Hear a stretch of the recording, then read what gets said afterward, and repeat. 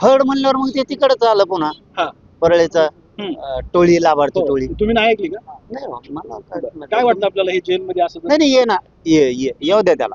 त्याला ये, गोळ्या घालायला येणार आहे का मला ती चांगली गोष्ट आहे. तू ये तर फक्त, मग तुला लक्षात येईल त्याचे दुष्परिणाम काय असते, परिणाम काय असते.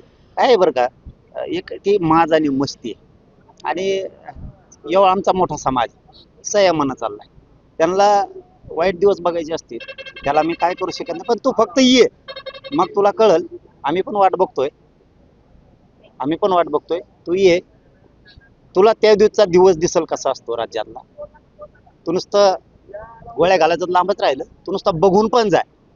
तुला उद्रेक काय असतो ना, की डबल एकदा भारत देश बघल. उद्रेक काय असतो, रक्त कशाला सांडलं म्हणतात. तुमचे पाय एकीकडे, हात एकीकडे, मुंडकं एकीकडे झालेली दिसल. फक्त तुम्हाला गोळ्या घालून मारून दाखव, तुझं सुद्धा कोणी राहत नाही, हे पण ध्यानात ठेव. आमची तेवढी मजबूत एकजूट झाली, आमची सुद्धा मजबूत टीम आहे. तुम्ही काय टेन्शन घेऊ नका म्हणा. तुमच्याजवळ गोळ्या आहेत तर मराठ्याजवळ बी गोळ्या आहेत. तुमजवळ जे काय आहे ते आमच्याकडे सुद्धा मराठ्यांकडे आहे. आमच्याकडे बी कुऱ्हाडी आहेत ना.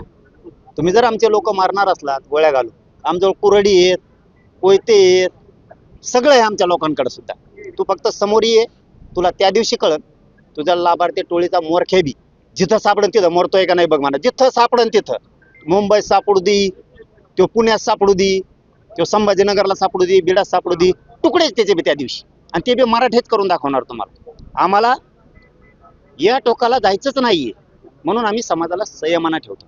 पण तुमच्या वारंवार तीच जर माजन मस्ती असेल ना, तुम्ही मराठी एवढे सोपे समजू नका. बियाला सुद्धा राहणार नाही. बियाला हात तर टाकून बघा माझ्या अंगावरती, त्या दिवसाचा उद्रेक तुम्हाला कळत. पाय कुंकड असतं, मुंडकं कुंकड असतं, गोळा करायला कोणीच नसतं.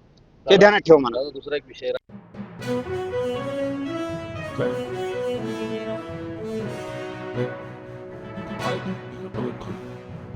Hep